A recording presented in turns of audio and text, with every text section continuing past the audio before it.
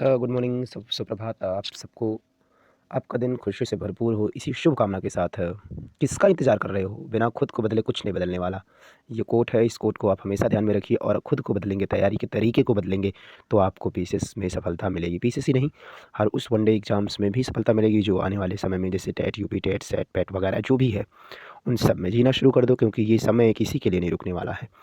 इस कोट के साथ ही शुरू करते हैं आज की वीडियो। और देखिए, अगर हम यूपी पीसीएस की तैयारी कर रहे हैं तो गांधी युग से रिलेटेड क्वेश्चन बहुत ज़्यादा आते हैं, और उन क्वेश्चंस के लिए हमें अपना खुद का नोट्स बनाना होगा। कई जगहों से पढ़कर, ढेर सारे ऑनलाइन ऑफलाइन साधनों से देखकर हमें खुद का इस तरीके का कुछ एप्लीकेशन बनाना होगा, कुछ इस तरीके का अनुप्रयोग बनाना होगा, और उसे बार बार दोहराते रहिए, देखते रहिए और उसको समझने का प्रयत्न कीजिए। 9 जनवरी 1915 को आगमन हुआ था गांधी जी का। वहीं से गांधी युग की शुरुआत होती है। कब तक? 1948, गांधी जी की मृत्यु तक। तो गांधी जी के गुरु कौन थे? गुरु थे गोपाल कृष्ण गोखले, जिनसे उन्होंने सीखा, आगे चल के आंदोलन किया। गांधी युग की बात करें तो गांधी जी ने जब भारत में आगमन किया था, उसके पहले भी वो सत्याग्रह आंदोलन का उपयोग कर चुके थे। तो गांधी युग की शुरुआत होती है 1915 से। देन आपको जो याद रखना है वो रखना है, उनके गुरु कौन थे। उनके राजनीतिक गुरु, या कह सकते हैं उनके कर्म क्षेत्र के गुरु, थे गोपाल कृष्ण गोखले। तो इस तरीके का आपको नोट्स बनाना होगा, और उस नोट्स की सहायता से, खुद से बनाया हुआ नोट्स आपके लिए ज़्यादा इम्पोर्टेंट होगा।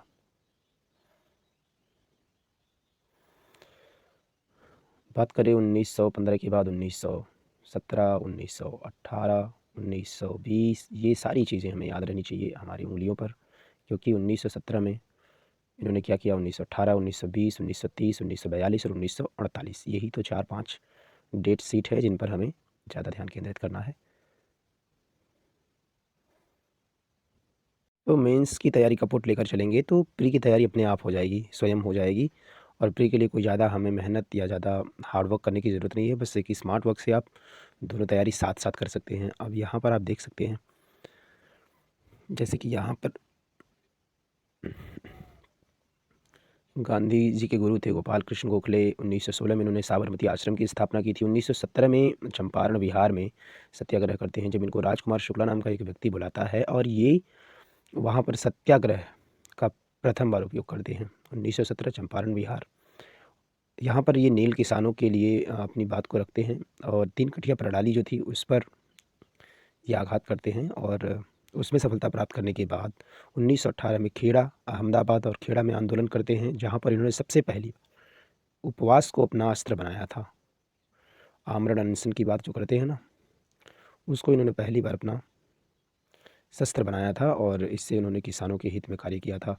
किसान थे जो कि सूखा होने की वजह से परेशान थे, उनको कर भी देना था, तो उस कर की माफ़ी के लिए इन्होंने आंदोलन किया था।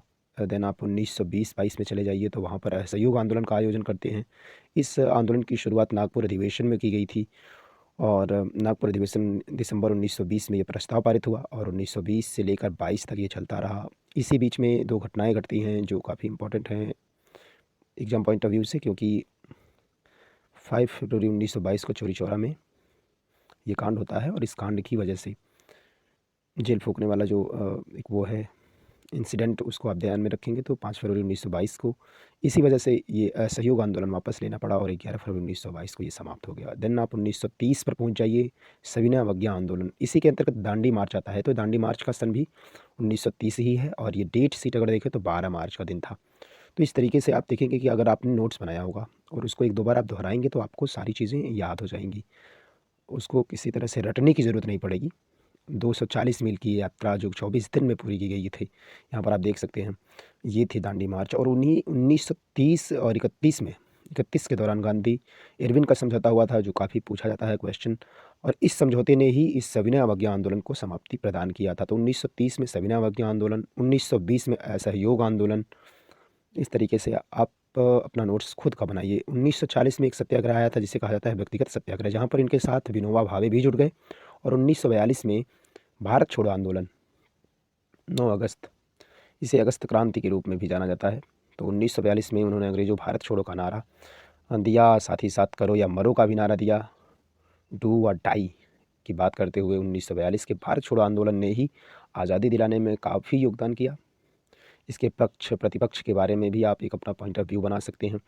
सन 1948 को 30 जनवरी के दिन गांधी जी को की हत्या कर दी जाती है और यहाँ से गांधी युग की समाप्ति होती है। तो 1915 से लेकर 1948 तक का ये जो समय था, इसको आप अपने तरीके से याद करने के लिए देख सकते हैं।